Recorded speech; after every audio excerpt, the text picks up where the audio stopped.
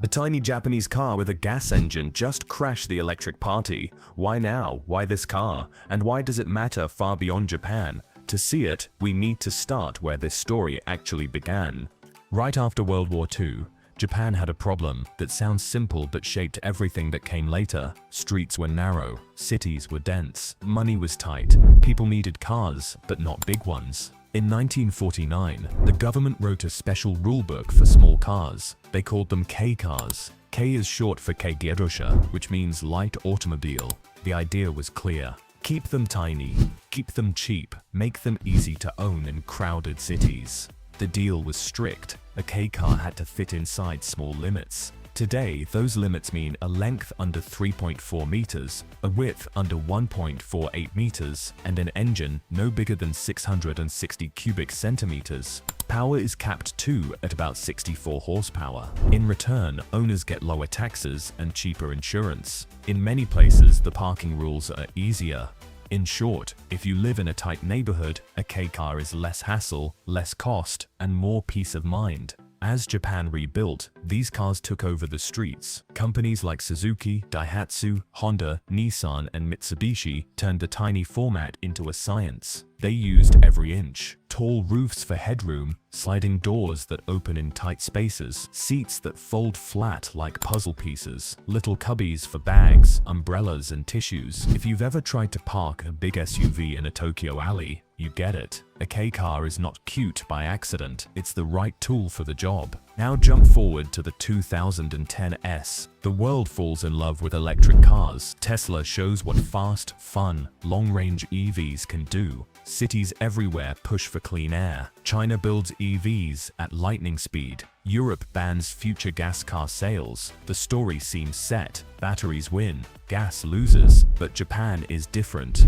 Here's the part outsiders often miss. Japan bought hybrids like crazy, but not full EVs. Hybrids are cars with a gas engine and a battery that charges itself while you drive. You don't plug them in. Toyota made them famous with the Prius. By the early 2020s, hybrids powered a huge part of Japan's new car sales. Full EVs, not much. In 2023, pure EVs were only a tiny slice of the market in Japan, while hybrids were everywhere. Why? The reasons are simple and stubborn. Most people in Japanese cities live in apartments. Parking spots often don't have plugs. Public chargers exist, but many are old, slow, or busy. If you drive to visit family far away, you can't always count on fast charging. And after earthquakes or typhoons, when power grids get stressed, people value what starts every time and fills up in minutes. Now let me tell you this, even with all that, Japan did try small EVs. In 2022, Nissan and Mitsubishi launched something bold, the first real mass-market electric K-cars. Nissan called theirs the Sakura. Mitsubishi called theirs the EKX EV. These cars kept the tiny footprint but swapped the engine for batteries. The battery was around 20 kilowatt hours. That means about 110 miles of range on Japan's WLTC test. WLTC is a lab test used in Japan to measure fuel economy and range. Real-life range can be less, especially in winter. Still, for daily city trips, it worked.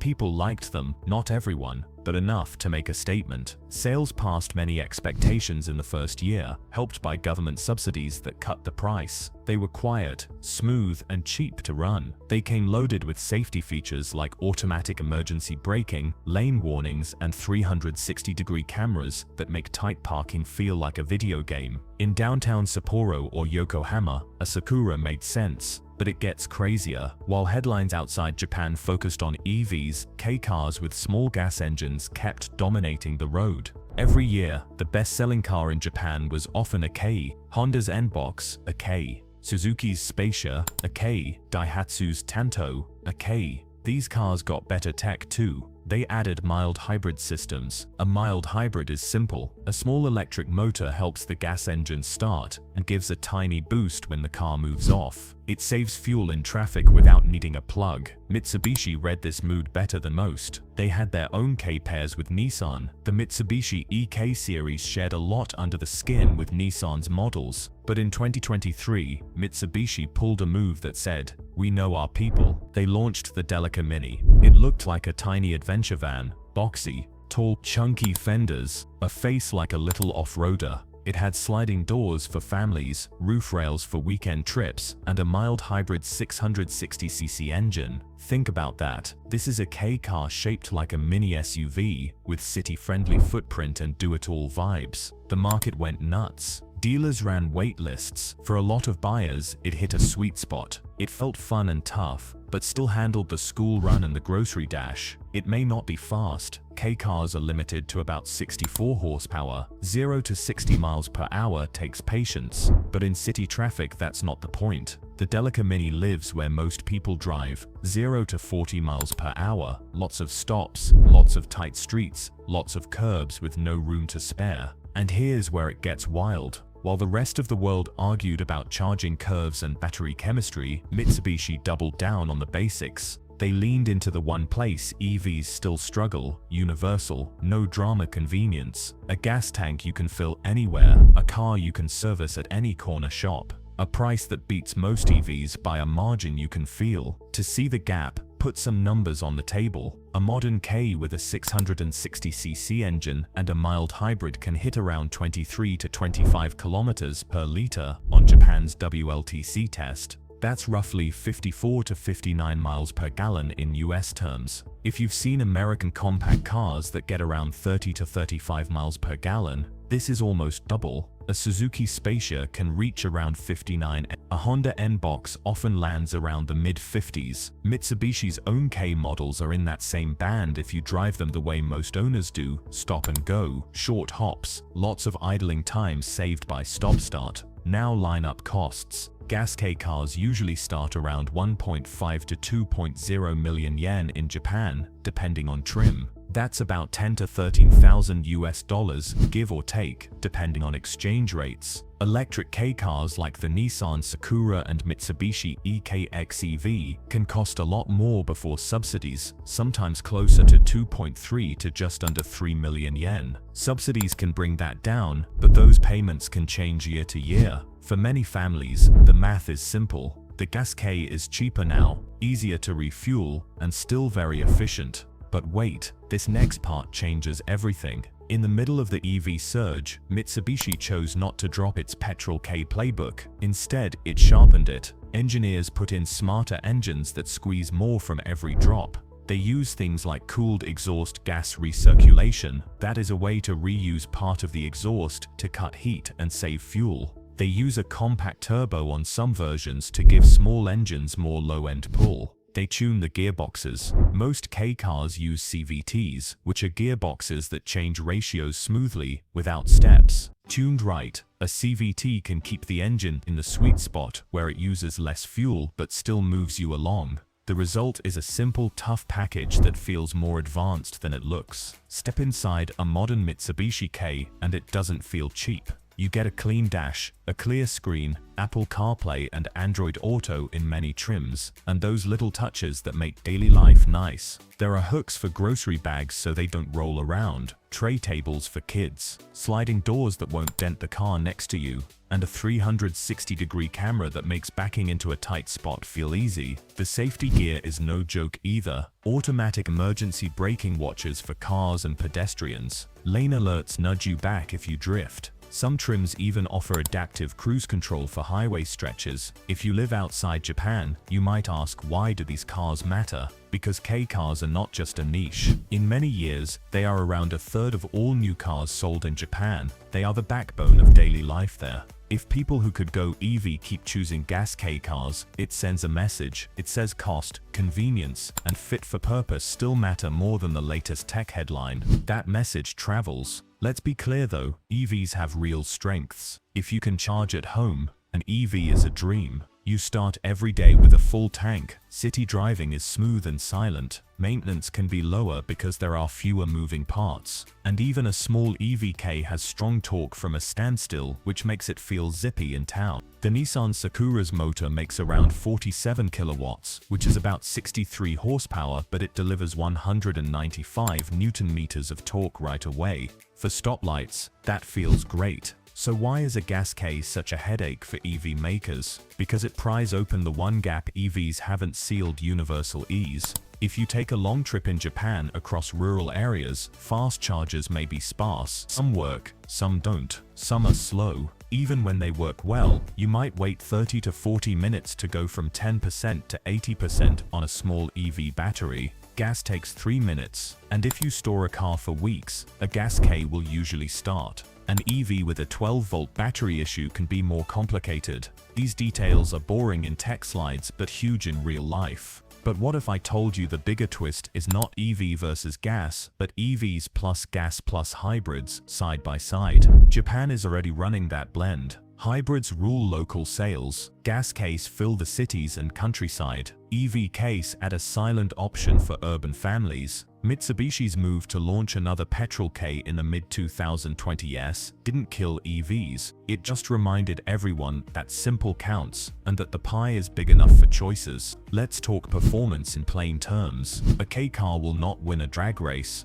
With around 64 horsepower, 0 to 60 miles per hour can take 15 to 20 seconds. That sounds slow for people who drive on wide highways, but city speeds rarely go past 40 or 50. In that zone, a K with a mild hybrid and a smart CVT feels fine. You get the little electric push off the line, the engine revs where it's efficient. Cabin noise is low at city pace, and because the car is short and narrow, you can thread through busy streets that chew up bigger cars. The turning circle is tiny. You can U-turn in roads where a big SUV would need a 3-point dance. We should talk reliability and cost to own, because this is where many buyers make their choice. K engines are small and simple. Timing chains typically last the life of the car if you change oil on time. Spark plugs are cheap. Parts are everywhere. CVTs used to scare people, and some older ones did have issues if abused. But the units in modern case are much better. Keep fluid changes on schedule, and they tend to hold up well. Brake pads last a long time in a light car. Tires are small, so replacements are cheaper.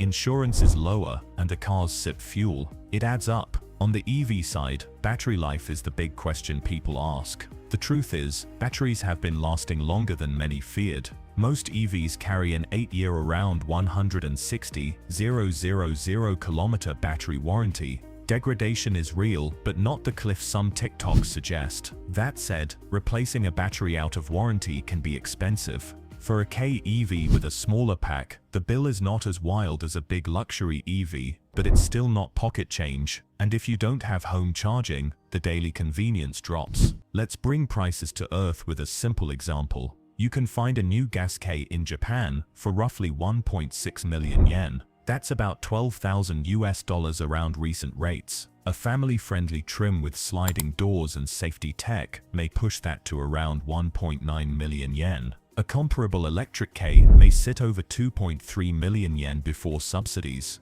With subsidies it can drop, but not everyone qualifies the same way. Over 5 years, the gas K's lower price plus easy refueling can win many households that don't have a private plug.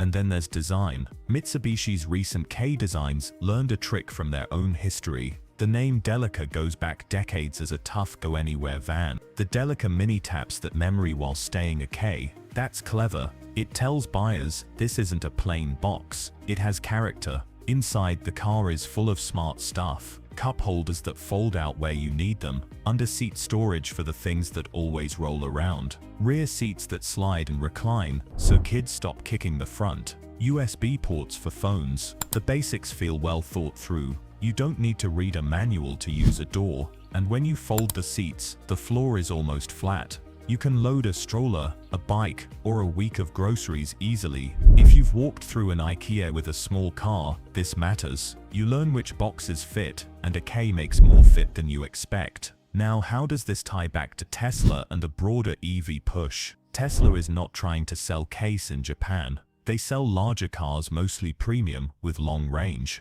Their supercharger network is strong in big markets, but Japan's geography and housing make home charging the make or break factor. Tesla's real challenge in Japan is not Mitsubishi alone. It's the reality that the average buyer values low upfront price and simple ownership more than software features and acceleration. A K is the opposite of a Tesla in almost every way, yet it targets the exact daily use many people have. That contrast keeps the EV revolution from sweeping the board in Japan the way it did in some parts of Europe. You thought that was big? Try this. K cars also shape how Japanese makers think about exports and tech pipelines. Even if Ks don't sell in the US or Europe because of safety and size rules, the ideas do.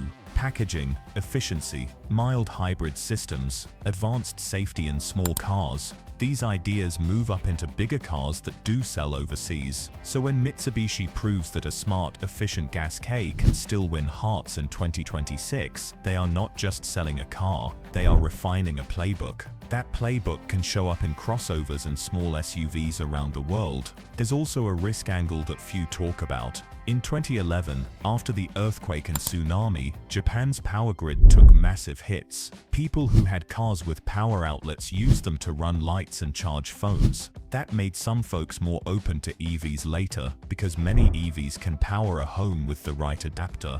But it also left a mark. In times of stress, not everyone can count on a live plug near home. A gas K you can refuel in minutes has a special appeal in a country that knows what emergencies feel like. Let's pause on how these cars ride and handle, because you might assume tiny equals tin can. Not anymore. Modern Ks have stiff body structures. They use ultra-high strength steel to keep weight down and safety up. They still won't match a big car in a big crash. Physics is physics. But inside a city where speeds are lower, the safety gear does a lot to avoid crashes in the first place. ABS brakes, stability control, and automatic braking are now normal in these cars. The driving position is upright, the windows are tall, you can see out. That alone prevents mistakes. In 2026, Mitsubishi's bet on a new petrol K drew headlines because it sounded like a step back in a world racing forward. Why go gas now? The honest answer is that it suits how many people in Japan actually live. And yes, there's tech inside. The new generation engines lean on every trick in the book to stretch fuel, small turbo or no turbo depending on trim, cooled EGR, smart valve timing, low friction coatings inside the engine, variable oil pumps that don't waste energy. The mild hybrid system harvests energy when you brake and uses it to help the car launch again. That is where city cars waste the most fuel, starting from a stop. Shave off a little there, and your miles per gallon jumps. On paper, a K EV can look more efficient. Electricity per mile can be cheaper than gas. But the math flips if your charging is slow, far, or pricey, or if your electric rate is high at peak hours. And if you keep a car for 10 to 15 years, as many Japanese families do, the knowns of a small gas engine can feel safer than the unknowns of battery aging. Add service networks that already know these cars inside and out, and you see why the path of least resistance still runs on gasoline for a lot of buyers. But wait, what about the environment?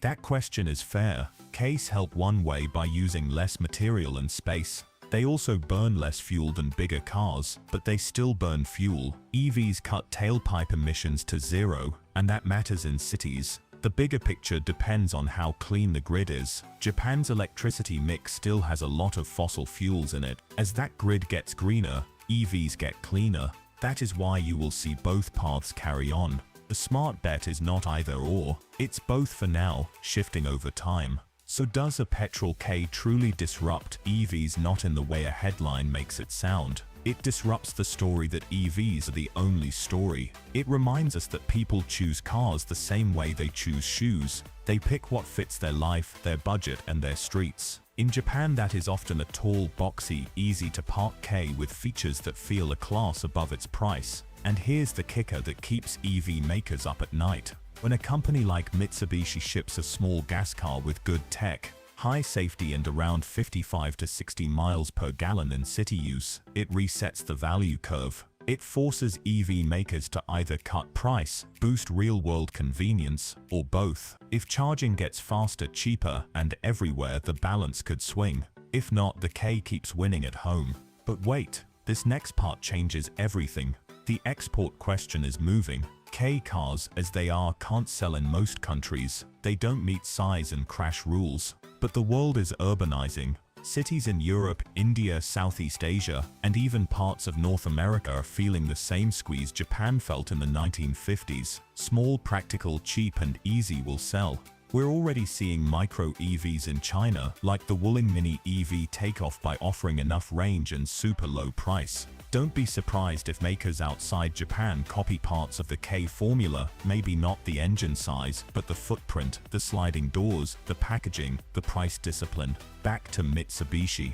Their strategy here is actually very Japanese. Don't chase the loudest trend, solve for daily life. Use tech where it helps, not just where it looks good on a slide. Keep costs tight. Make the car easy to buy, easy to use, and easy to service. In 2026, launching another petrol K was not a defiant shout. It was a quiet bet that millions of people still need a car like this more than anything else on offer. If you want one last simple comparison, here it is. Think of a K EV like the Nissan Sakura as a perfect second car for a family that can charge at home. It's quiet, smooth, and more than enough for school runs and city errands. Think of a petrol K like Mitsubishi's latest as the perfect first car for someone without a plug, or someone who drives out of town often, or someone who just wants no surprises. Both fit. Both can live in the same neighborhood. The difference is where the risk sits. EVs push the charging network to catch up. Gas Ks wait for the network to be better before they switch. So what did Japan hide in that small, mysterious game changer of a car? Nothing exotic. Just a smart engine, a small electric assist, a cabin that uses space like a Tetris grandmaster, and a price you can defend at the kitchen table. Add safety that calms parents and tech that helps, not distracts. That mix doesn't break physics, it breaks assumptions. And here's where it gets wild. The real disruption may be that the world stops arguing about one future and starts building three at once. Electric where it makes sense, hybrid where it bridges the gap, tiny super efficient gas cars where they still serve best. That's not a slogan, that's what people are doing with their wallets right now in Japan. If that sounds like a cop-out, look again at the streets where this story began. K cars didn't win because they were flashy, they won because the city told them what to be, and they listened. In a country that values small, precise, and practical, the K is king. Today, even as EVs rise, that crown still fits. And the little gas car that shook the EV market, it didn't topple anyone, it just reminded the world that in the race to the future, the shortest route is the one most people can actually drive. But what if I told you the ending is not an ending? As charging gets better and batteries get cheaper, Japan will swing more electric. As cities everywhere get tighter, small will spread. And as long as there are families who want a car that starts every morning, parks in a space the size of a couch, and sips fuel like a hummingbird, petrol Ks like Mitsubishi's will have lines around the block. That's the story. Not hype, not headlines. Just a tiny car that makes big sense, exactly when and where it needs to.